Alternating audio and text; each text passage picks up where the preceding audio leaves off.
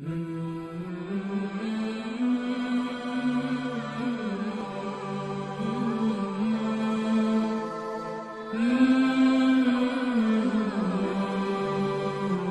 اللہ الرحمن الرحیم نحمدہ ونصلی علی رسولہ الکریم۔ سوال ایک آیا ہے کہ اگر آٹا گوندتے وقت ناخن کے علاوہ جسم پر کہیں ہاتھ کے کسی بال پر ایک تھوڑا سا لگا رہ گیا یا جسم کے کسی اور عضو پر لگا رہ گیا آٹا، تو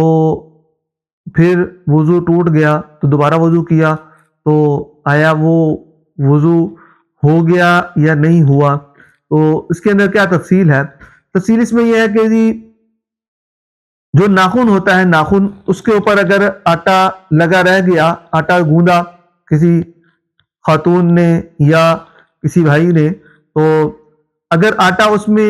ناخن میں لگا رہ گیا تو وہ گیلا ہونے کے ساتھ وہ جلد تک نہیں پہنچتا، تو لہذا اگر تو ناخن پر لگا رہ گیا تو اس کو ہٹانا ضروری ہے۔ ناخنوں کے علاوہ جسم پر کہیں پر بھی وضو کی اعضاء کے اوپر اگر آٹا لگ گیا تو وہ پانی کو جلد پر پہنچانے سے مانع نہیں ہوتا۔ یہ مسئلہ غور سے سن لیں کہ جو جسم کے باقی اعضاء ہیں، ناخن کے علاوہ جو باقی اعضاء ہوتے ہیں ان پر اگر آٹا لگا رہ گیا، جیسے کہ سوال کے اندر یہ تھا کہ وہ بالکل ہاتھ کی یہ جو بال ہوتے ہیں یہ والے، تو یہاں پر بالکل بال کے اوپر تھوڑا سا آٹا لگا رہ گیا تھا، تو آیا وہ پھر وضو کیا تو آیا وضو ہو گیا کہ نہیں ہوا؟ تو اگر تو ناخن پر لگا رہ جاتا تو ناخن کے اوپر وہ خشک ہو جاتا ہے تو وہ پوری ایک پپڑی بن جاتی ہے، لیکن جب جسم پر باقی کسی جگہ پر لگتا ہے تو جب اس کے اوپر پانی لگتا ہے،